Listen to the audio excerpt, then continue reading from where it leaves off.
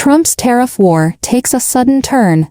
On one hand, the White House is high-profilely signaling tariff reductions, yet on the other, it has slapped Southeast Asian countries with a staggering cosmic-level tariff of 3,403.96%. Behind this apparent farce, is it a strategic adjustment or a reluctant compromise? On April the 22nd, the U.S. government's rhetoric on the tariff war suddenly shifted. Treasury Secretary Vicente hinted that high U.S.-China tariffs are unsustainable, and Trump later confirmed that tariffs would significantly decrease, though not to zero. He even made remarks about wanting to live happily together with China. However, the Chinese Ministry of Foreign Affairs clearly stated that if the U.S. wants to negotiate, it must first cease its threats and blackmail.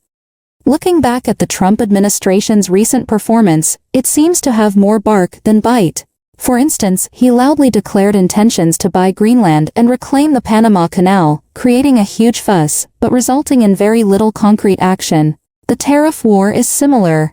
In early April, he grandly proclaimed he would liberate America, yet in the blink of an eye, he's been flip-flopping, while U.S. economic data, inflation rates, and employment figures are all sounding alarms. The 3,403.96% tariff imposed on Southeast Asian countries is outrageous, but it also exposes America's continuous setbacks in the global supply chain. China, in contrast, has quickly adjusted its strategy, signing cooperation agreements for soybeans, energy, and other goods with countries like Brazil, Canada, and Australia, while also reducing purchases from the U.S. Looking back at the U.S., the tariff pressure was ultimately passed on to ordinary citizens, from the rising prices at Walmart to the bizarre phenomenon of egg smuggling, all revealing the chaos of Trump's policies. Trump once promised American farmers prosperity, but the reality is that his tariff policies cut off their livelihoods, allowing Brazilian soybeans to seize market share. China, however, has steadily advanced its own global strategy.